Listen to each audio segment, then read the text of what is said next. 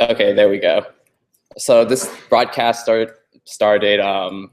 Welcome. This is the 5th week of the Rails Decal, and hopefully everything goes off perfectly with the screencast. How many people actually watched like the video tutorial we made for the last week's lecture? All right. Did you guys find that useful or very useful? Okay. Perfect. I'm just gonna try to make this lecture more like, well, in that kind of manner. And there's not that many slides for this week, but I'm gonna try to make the live coding pretty good. The video recordings already started, and yeah. Also, just as a note, like we do read like your guys' feedback on the homework. It's not like you just enter like, oh, what's wrong, and we just totally ignore it. So one thing I want to address is I guess there's a miscommunication on my part about like, at some point I might have said something down the lines of like, don't take notes. But what I meant was, I don't want you to spend your time trying to copy the commands I'm typing in during the live broadcast or like during my live coding, because like, oh, if you mistype something and then you get lost. So, well, before what would happen last semester is people would get lost, but it's okay to like take notes and stuff like that, or like just jot down the commands really quickly, or what I do. I'm just saying, just try not to emulate everything. Another thing I've seen a few times is sometimes the spec isn't that clear. I mean, so what we're trying to make so our goal is to try to make it the spec vague, actually, where we just say, oh, we just want these things to be implemented. You can implement it any way you want, but the final result should be this output. But if it's like vague in another sense, like, oh, you just really have no idea what to do, come talk to me like about the specs are confusing you, so I like know what to fix or what to make clear. And I don't know if I already mentioned this, but it's been a crazy week for me, and there are not that many slides, so yeah. But I'm pretty sure the live lecture is going to be decently good. All right, continuing on. I just talked about logistics. Some of you probably got your homework 2 graded already. Some of you maybe not. We're still in the process of doing that. So if you haven't got it back yet, don't worry. Homework 3 is due tomorrow night. So, and if you have questions, obviously come up to us after class. I mentioned this. So the first thing I want to talk about is CRUD, and it's a commonly used acronym that stands for create, read, update, and destroy. And these four verbs just talk about like web development and how we treat resources. That we have these 4 types of commands, where create, obviously, you create a resource in your database. Read is where you look up a resource in your database. Update is where you find an existing resource and change some things about it. And destroy will be grabbing a resource and deleting that resource. So this is very similar to the 4 kind of, they kind of map one-to-one to the 4 kind of requests we were talking about before. So read would match with the get request, create would match with the post request, update would match with a put request, and destroy would match with a delete request. All right. And to implement 2 of these today, which is read and create, we're going to go over these 4 common methods within Rails. Index. An index method is a method on your controller that basically grabs all entries of a certain type from your database. So when you have let's say you have an index view of the users in your database, right? what that index view is saying is like, oh, this is a list of all the users in a database. What a show view is a detailed view of a specific user. Let's say like you care about like user 1 or something. To have a show view and a show method in your controller basically says, I'm gonna grab this specific user and get very detailed information about that user. And now the last two, like the differences kind of confuse people a lot, but I'll try to clarify it now.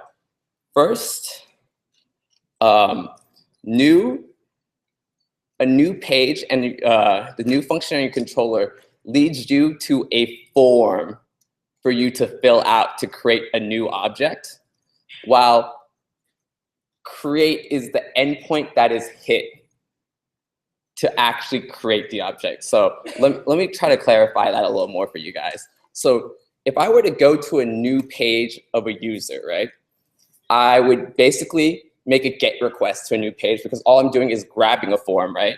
And within this form, I have like a few text boxes like, oh, the user's name, email, password, right? And I fill those out. Once I hit submit, I want to make a post request. And where I want to make that post request is to the create endpoint. The create endpoint basically gets a post request, receives data, and then create like data from the form, like the person's name, email, password, and then you insert that user into your database. One more concept that will come along in the live coding session is strong parameters. And what strong parameters serves is a security purpose. And I'll just describe it to you like in this abstract manner now, but we'll get to more of a detail, more details later. Let's say we have regular users and admins, right? And the difference between a regular user and admin is like a Boolean in their entry in a database. That's just, it's a true or false value. If it's true, you're an admin. If it's false, you're just a regular user, right? And it'd be very dangerous for anyone to create or have the freedom to basically make themselves an admin. And what strong parameters allows us to do is when we get a post request to like to our create user endpoint, that we could say, hey, filter, we don't want to look at if they sent an admin Boolean because we're going to make sure they're a regular user. All right. I know this is like all up in the air right now. I just do a bunch of concepts at you. Do you have any questions before we continue? All right. And the last thing I want to cover is paths. Within Rails, we have a lot of URLs, right, that are automatically generated for us that makes it really convenient for us to create links within our embedded Ruby code. And if you want to ever see what routes that are already created for you, in your console, just run the command rake routes, and you'll just get a list of all your routes. And I'll show you an example of that when we get to the live coding portion. All right, so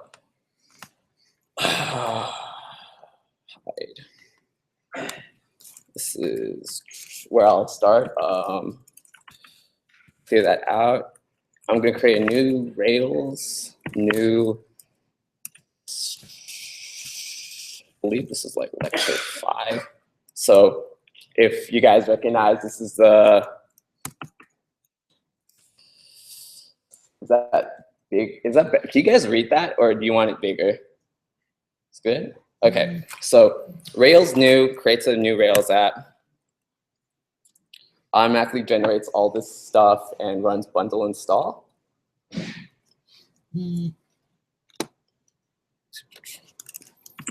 Okay, do you guys remember how, do any of you guys remember how to generate a new model? Yeah. Yeah, exactly.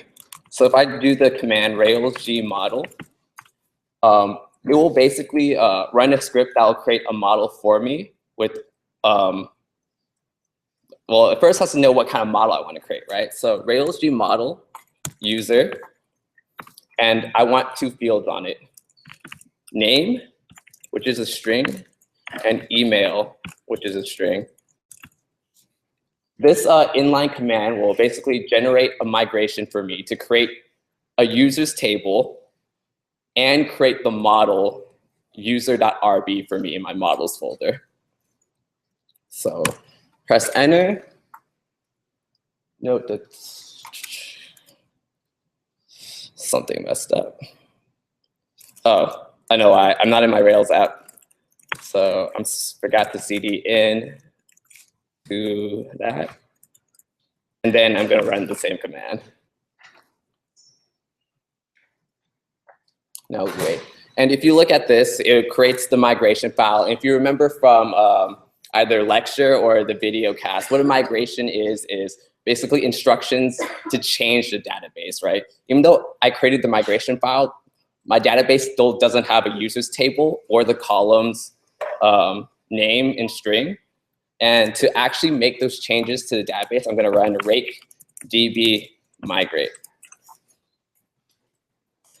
And you just wait for a migration to occur, and it'll just list all the changes it made to your database.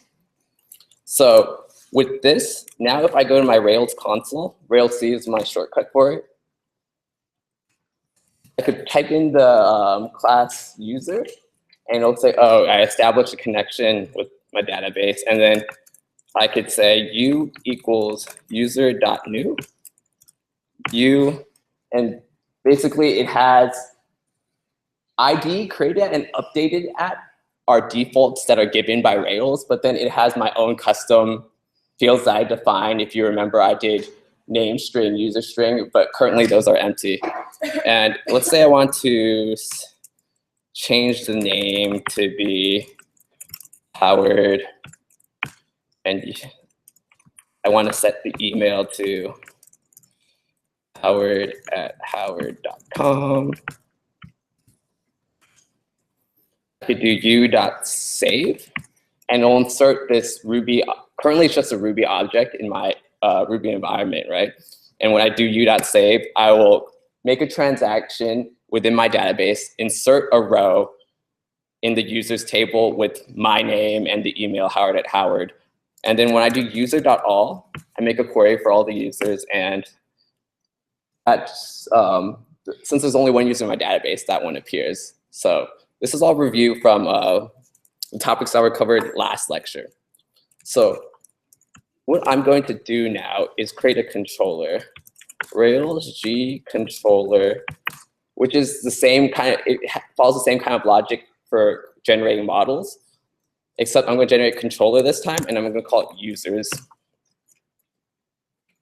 And what it did for me was it created if you could see up there, it says, oh, it created a users_controller.rb file. And under views, it created a subdirectory called /users. And for the test, we don't need to worry about that. So let's see. If I go to, wait.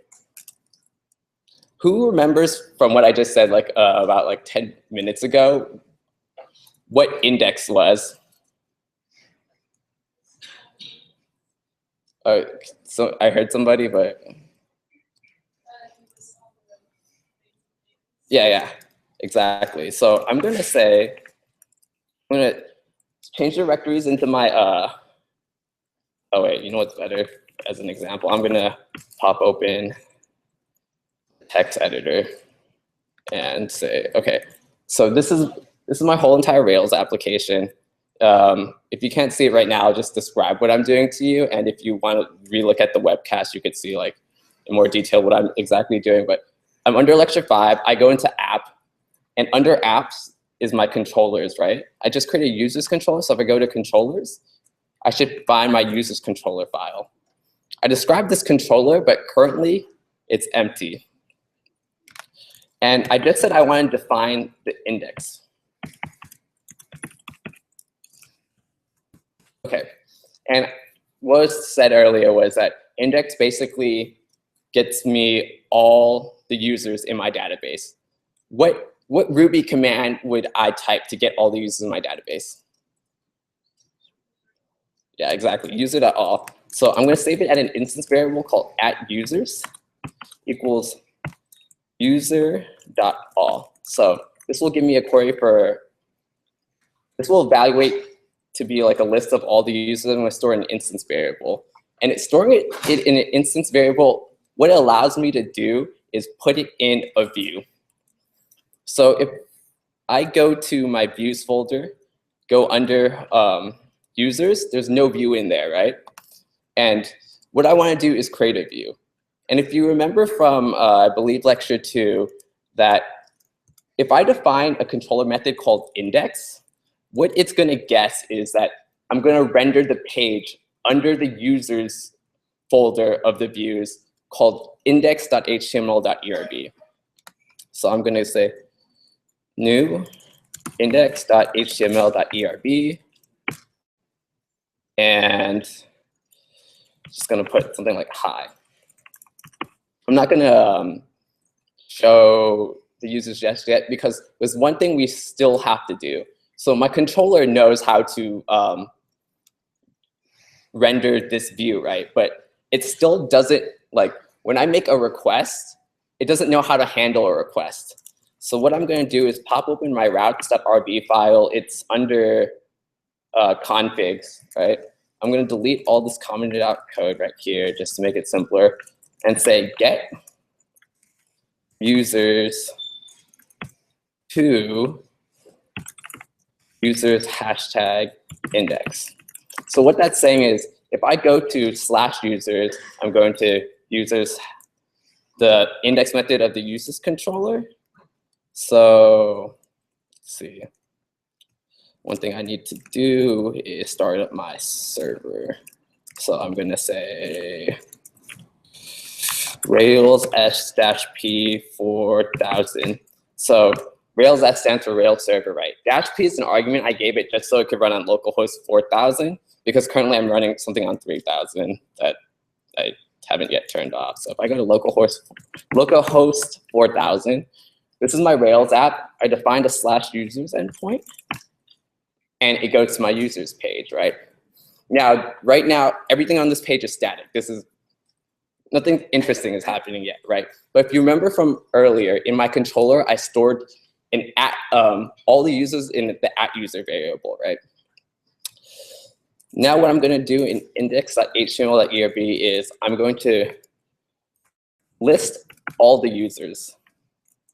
So I'm going to do users.each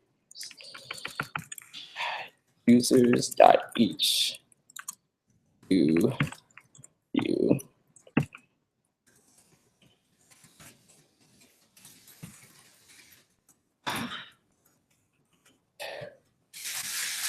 So this is the for loop syntax for Ruby. So I have @users, it's an array, it's an iterable, right? When I call .each, I'm basically saying for each one of the values in here, I'm gonna scope it within this code block called under view. So each individual user is under view. So if I do some embedded Ruby like this,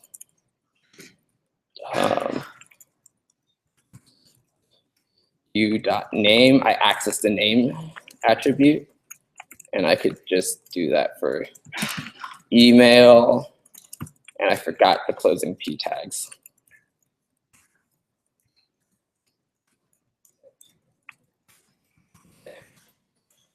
So if I refresh this, now, yeah, question.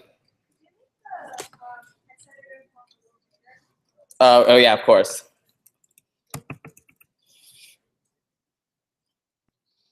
Is that helpful?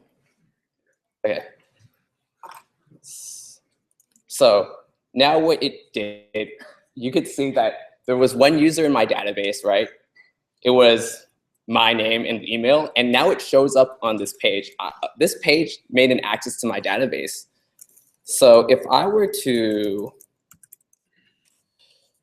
insert another user in here, I could do user.create Create is basically calling new on it and save right after. I could just pass it a hash of the attributes. We'll call this guy named Michael. And his email is mike@m.com. Basically, it inserted this into the database. So when I refresh, now my index populates with the other user, because if you follow the logic, I go to my routes. When I go to /users, the routes tells me that /users wants to go to the user's controller's index function. In the index function, I call users.all and store in the instance variable @users. And within my embedded Ruby, I run a for loop to create, to list out the names and emails. All right. Is there any questions so far about what's happening or suggestions?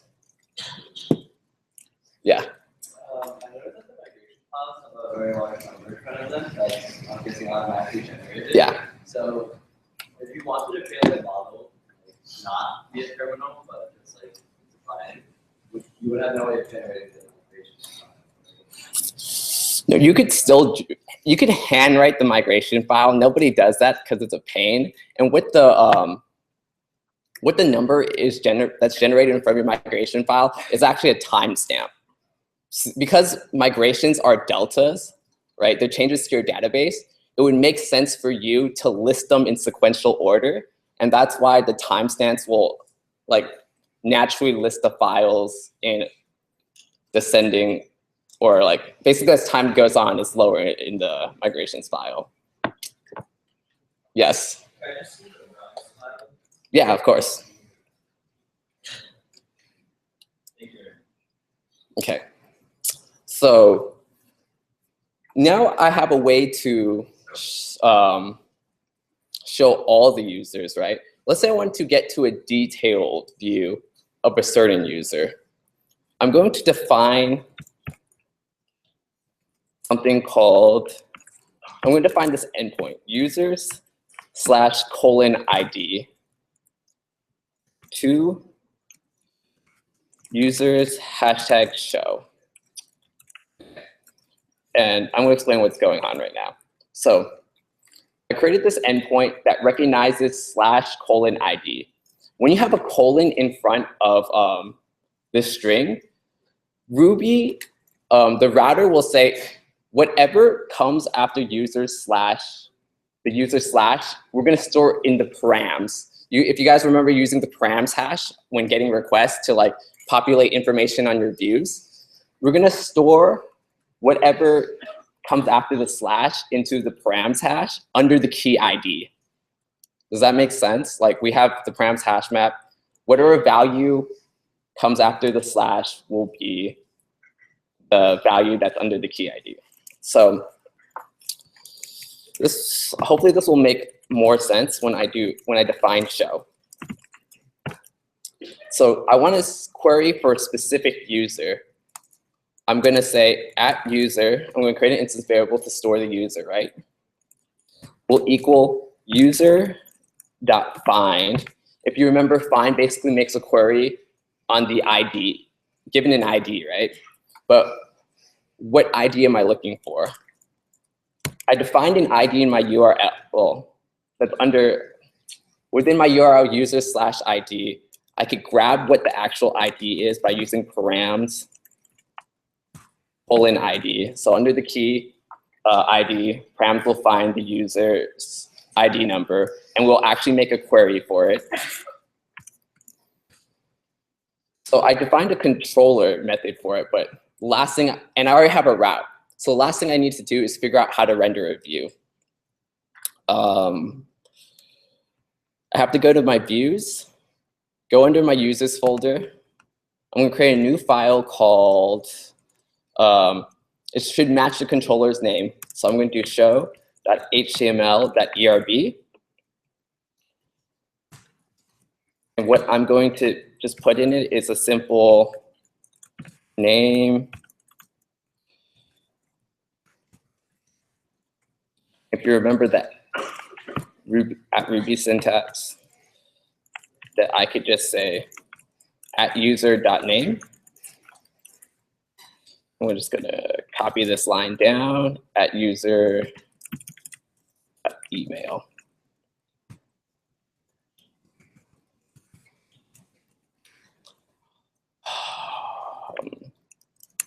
Email. Okay. So now looking at the whole process, if I make a GET request to the user/something endpoint, I'm going to go to users. I'm going to store whatever comes after the slash under ID within my params. I'm going to go to users controller to the show action. My show action is defined here, where I basically find the user with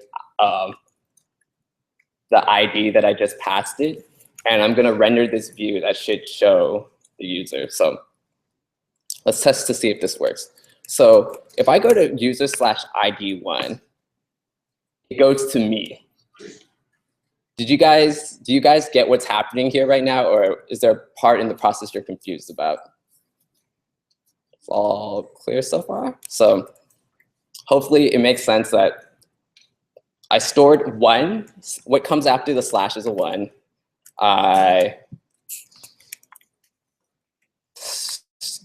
Where is it? I accessed that 1 here. So what params ID evaluated into was basically this, find 1. But put the code back for generality. That allows me to find the first user in my database, which was me. And if I go to 2, I find the second user. Oh, I realize that might be hard to see, which is Michael, who I inserted as the second user. So if I go to users@3, it's going to break just because there's no third user in my database. It didn't know what to do. But if I insert a new user right now, user.create name, email, dates.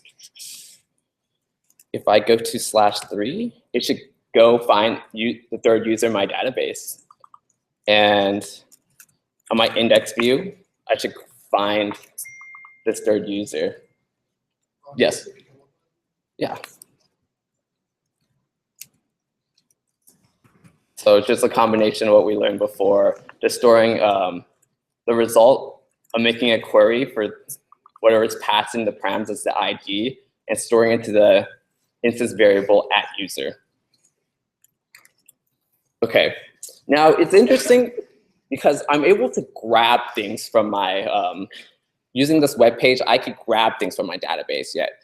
But I've been showing you guys how to like insert things into a database.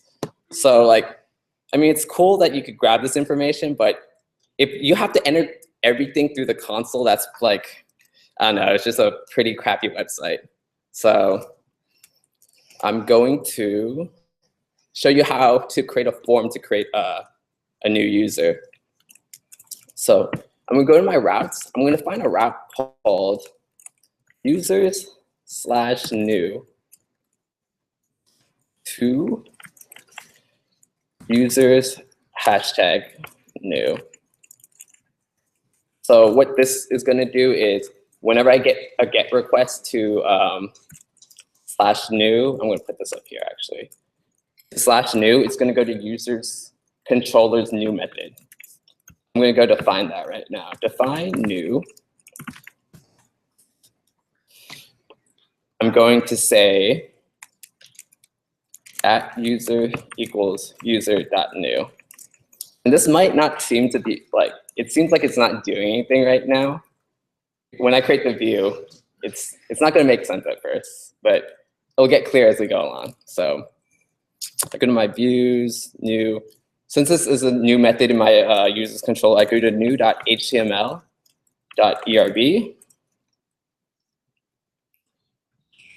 Oh, whoops, I made a folder.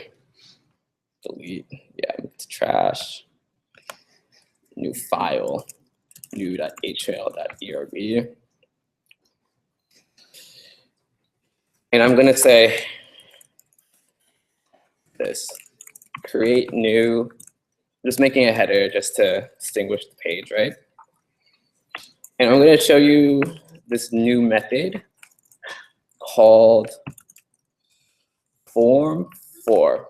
So form4 basically generates the HTML element that is like a form HTML element, right? What you can pass it in is an object, our Ruby object. So it knows it's creating a form for a user because I define @user to be an empty users instance, right? This is just syntax purposes, do F.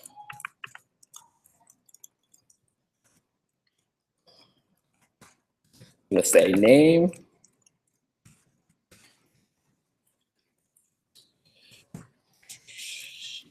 F dot text field name.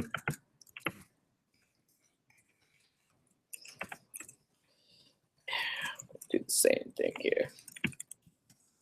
Email. Text field email.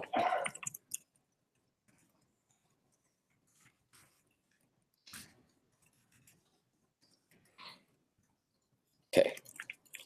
And so what I did within the last 2 lines is say, within my form called F, I'm going to create a text field called the text field that is under a name, and a second text field below that that ties with an email. And the last thing I need is a submit button on my form. I'm going to do just call f.submit. Small submit. Okay.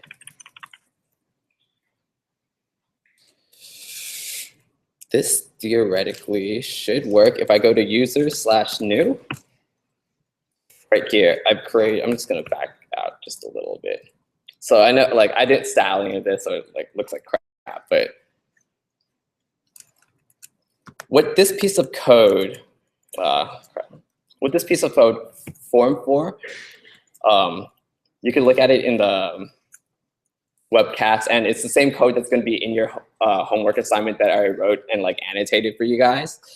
Is what the output of that is this form where I could type it. It's a text box under name. I could say hi.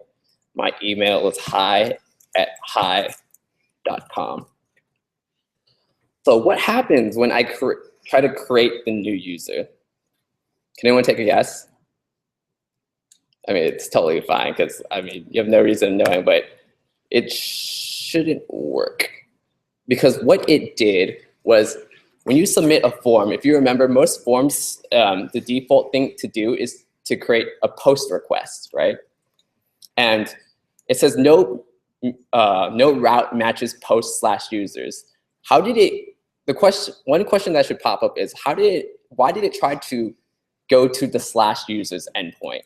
And the reason is because your form4 is @user. Since @user is of type user, it knows the class name. So basically, it turns it into a snake case where it just puts it in lowercase and appends an S to it. So it just couldn't find that path. I've never defined it, and it fails. So let's create that route. So if I say I want to make a post request to users, what I'm going to send it to is users create method. Okay. I'm going to go into my users controller, find a create method, and say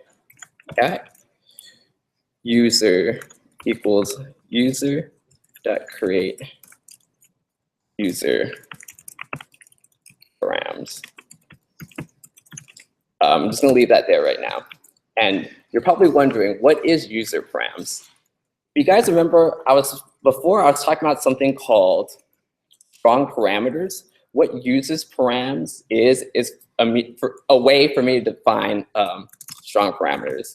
So I'm going to create a private methods. And I'm pretty sure like a good amount of people here have taken like 61A or 61B. And if you remember, private methods are basically methods that only this class can access. So like no one else could access user controllers. What I'm going to find is called user param method. It's user param method. What it's going to do is it's going to take the parameters. I'm going to call require user on it and call dot permit name and email. Okay, I'm going to see if I could like out it. Okay, so this is what this method does. First, when I send let's see if I can look at my server for that actually. Oh, you can't see it because it errored out, but what naturally happened when I created that, when I hit submit on that form is I'm gonna send in my params under the key user, and it puts in the key user because the form was for a user. Under that key is another hash map, and this is the hash map of the user's values. And in that form, I put, if you look at the new.html.erb, I said form for at users. So that means put in the params users, under the users key, another hash. And in that hash is going to be what I defined here as the name. There's a key value pair, and the value of the name key is going to be whatever I put in the first text field. And it's going to be the same for the email, where the email is a key, and the value is going to be whatever I put in that text field. So what strong parameters allows me to do to define user params is say, I'm going to return the hash map that's under users, which is the required users part.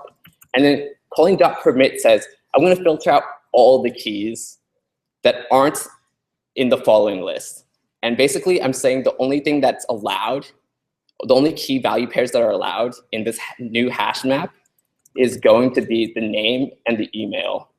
And the example I was talking about earlier was, like, let's say there was an admin flag on the user, right? And you don't create a user through this, through the form, but like people know how to like open up the terminals and make requests through the terminals, and they could pass in like, they could pass in a key that says admin and set that to true. And if you didn't filter out like the input that they gave you, they've just created a new admin in your system, and you probably don't want that. So these strong parameters are basically required in Rails. If you try to give it the hash without doing strong parameters, it will error out. Okay.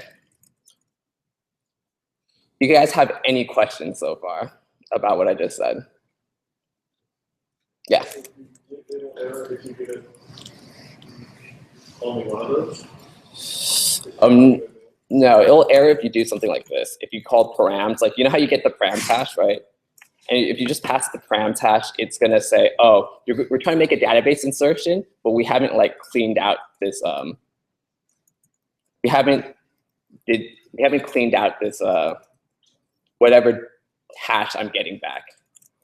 Yeah, it just somehow knows. The reason why, I don't know, but it's safety, and safety is important. Yeah.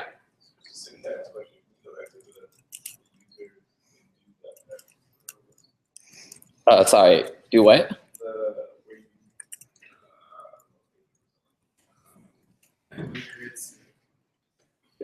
Sorry, I couldn't hear that. Oh, the submit form?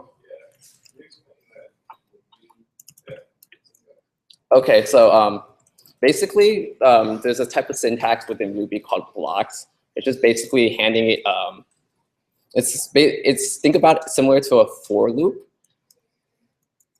except that when you, it's just saying that scope this scope whatever the output, the form for user, scope it under value f, and then within the form, right? I'm gonna say f.text field. I'm saying attach this text field to the form, and whatever value that's entered in this text field, when I make a request for it, it's going to be under the key name. Does that help? Yeah. Okay. Yeah. What were those 3 words? I think it was private. This is, I don't know. This is the natural syntax highlighting that comes from it. But well, that's the reason why it's in red. Like, I don't know how they determine what to highlight at which color, but I mean, I just use the default that's given in this color scheme. And what private means is that anything that's defined under this private can only be accessed by itself. It can, like, other classes can't access it. Yeah. It is pretty much .get, but it tells it that we're doing this strong parameter thing where we're filtering out certain attributes. Yeah, to select which attributes you want to include when you're handing this user object. This should actually be saved. Or shit, no, this should be new. So basically, what comes out of this this gets evaluated, right? Calling user params right here is calling this function. And in the end, what's going to come out to me is a hash map that is key value paired with name, value, and email value.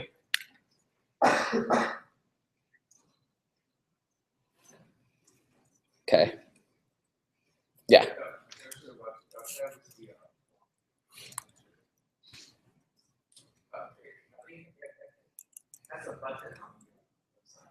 Yeah. The button? Oh, it's this f.submit. Oh, that's a default one. So it defaults to that string. There is a way to basically pass in an argument that's a string to change what that button is. I don't know it off the top of my head, but there's probably there's documentation if you look for form for and submit that you could find how to change that text. All right. Yeah. Yeah.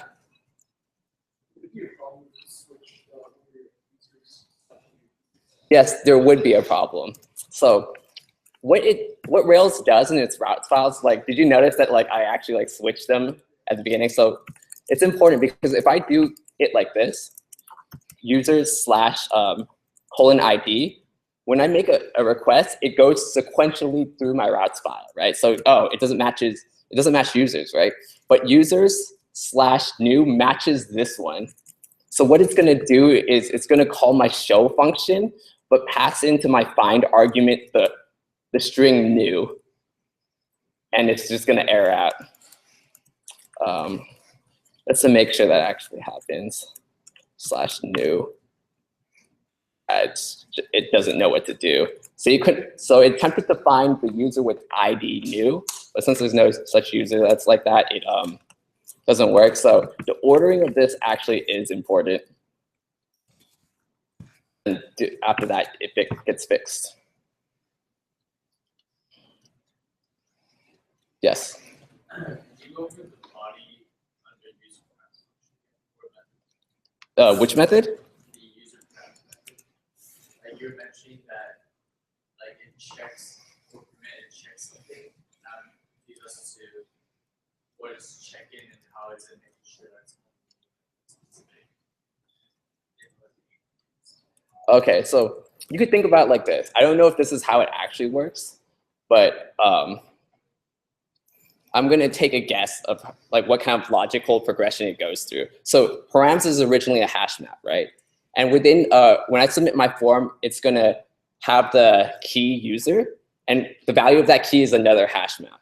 So dot requires basically looks up the key user and takes out the hash map that's within it, right? And in that hash map, it could have a billion key value pairs, right? But calling dot permit following it is basically saying, I'm gonna make a copy of this hash map and only copy over the values that I'm saying to copy. So even if they gave me even the original params had something like admin true, since I say permit only to the strings or the symbol's name and email, I'm saying, okay, copy their name key over to my new hash map and copy the email key and value over to my new hash map and send it to whatever called it. In this case, it's going to be create method in my user's controller. So is it getting maybe email from wherever we input in the form? Yeah, exactly. So the form is going to, when you submit the form, it makes a post request and it will contain all that information. Okay. Yeah, so like Rails does a lot of stuff for you. It's really nice that it basically constructs this, this key value pairs for you to use when you attempt to create a new user. Okay. So going back to my create, I already created, if I remember correctly, the route for post users. So when I make a post request to /users, it's gonna do this logic. It's gonna create me a user object in my Ruby environment. And I'm gonna say @user.save.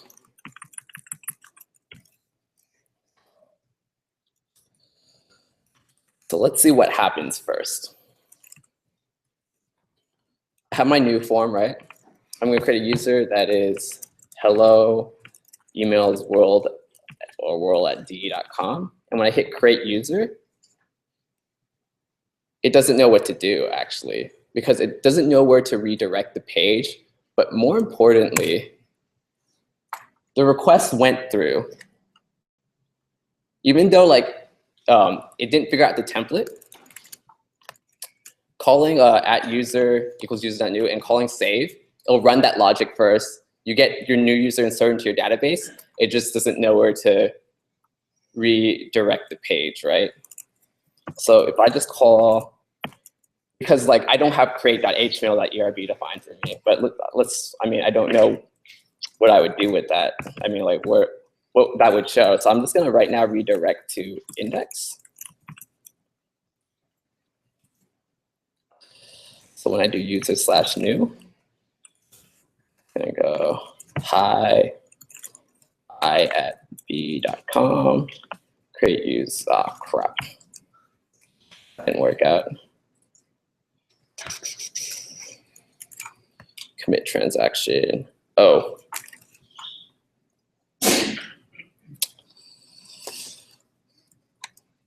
I think it's,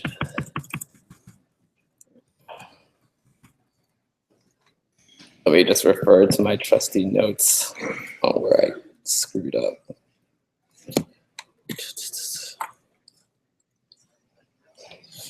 Oh, should be render. So that guy got inserted. I just failed to redirect it. If I do,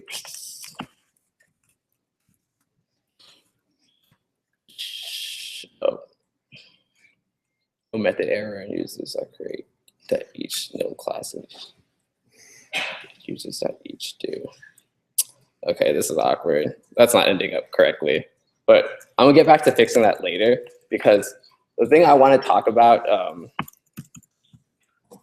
right now is to check if the user is actually getting saved, like to show errors and stuff. And let's say like right now there's no logic protecting any user on your website to insert empty users.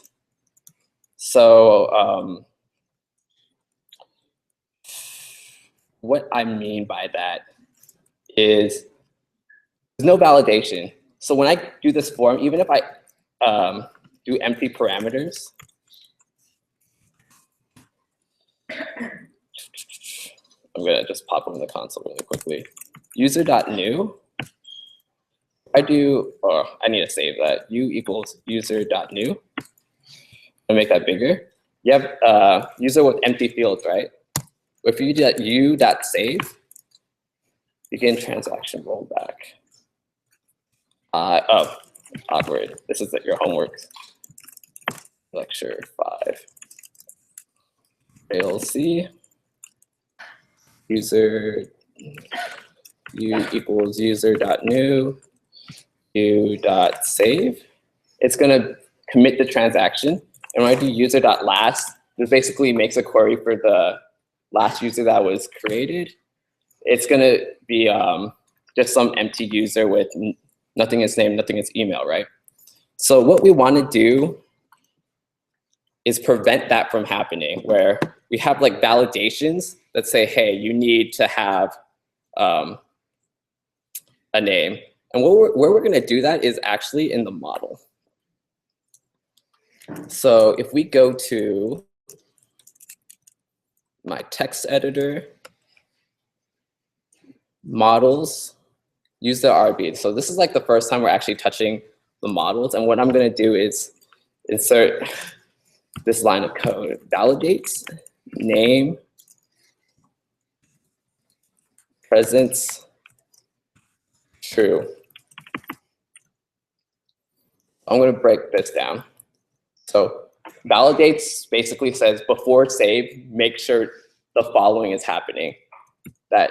And what I'm making sure is that my name field, my name column in this in a certain user object, presence is true, which means there actually is a name there. So after running this line of code, I could say u equals user dot new I should reload this, or else see. U equals user dot new u dot name equals.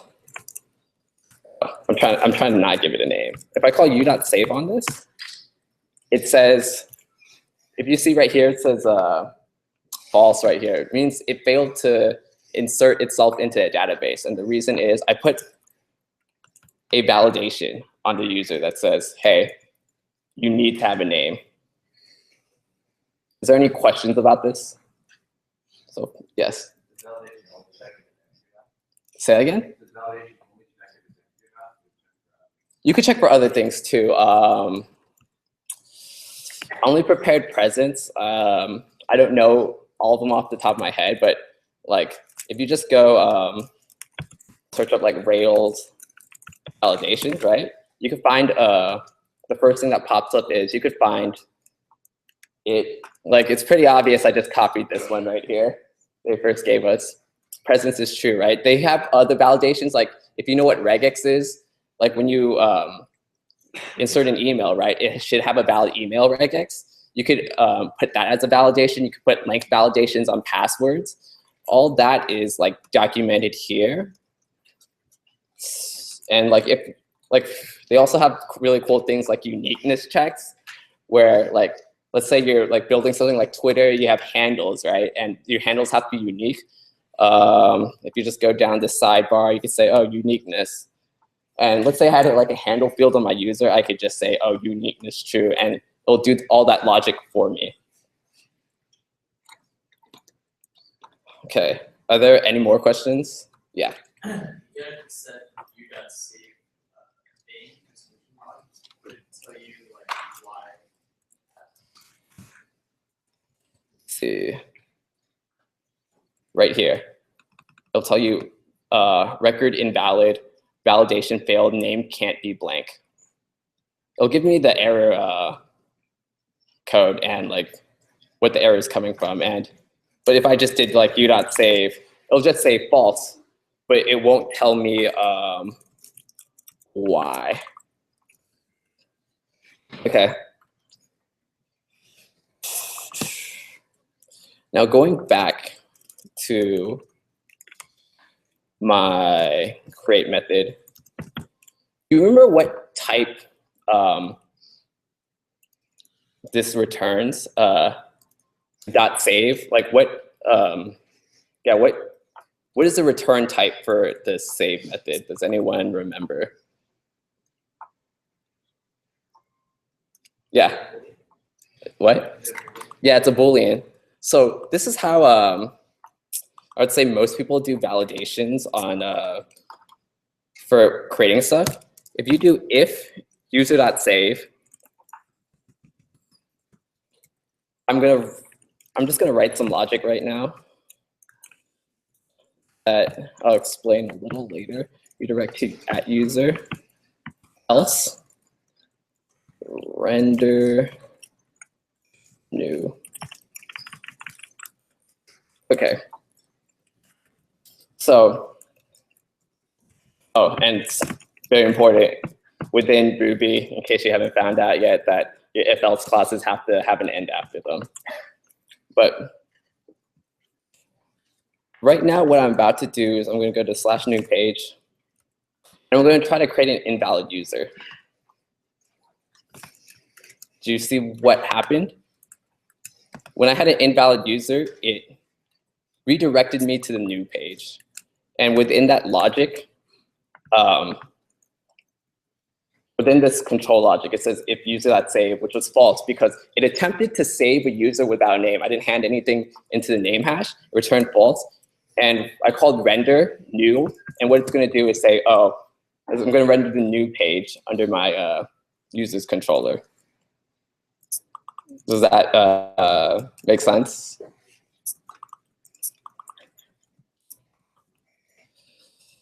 I'm going to turn something off really quick. Okay. Now, the more important thing that most people care about is what happens on the on success of a user. Now I have this piece of code right here that won't exactly work yet, but I'm going to add this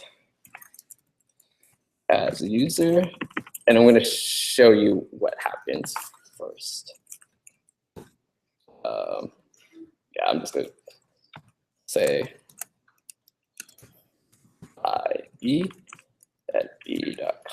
and hopefully this works out. So what just happened right there? A bunch of magic. No, okay. So after I created this user, right, I inserted this user into my database, and I went to the show view. How did that happen? I'm going to explain it with the code that I just wrote. So the case was that when I actually hand in a name to my user, I'm going to, like, the save will return true because it successfully inserted this new user into my database. And this function redirect to @user does this following logic. It's going to go figure out the type, what kind of data, the data type of what's in @user, and @user is a user class, right? It's an instance of a user class. It knows the class name is user, so it's going to search for a URL, or it's going to search to make a GET request to the variable user_path. And how do you know what that, like, what is user_path? If you remember from the lecture, from the slides, right? This little command called rake routes, it's going to list all the routes that you have. And just to show what's happening, oh crap, what just happened? Okay, awkward. Well, while this is downtime, is there anything confusing you before I move on? Before something's up.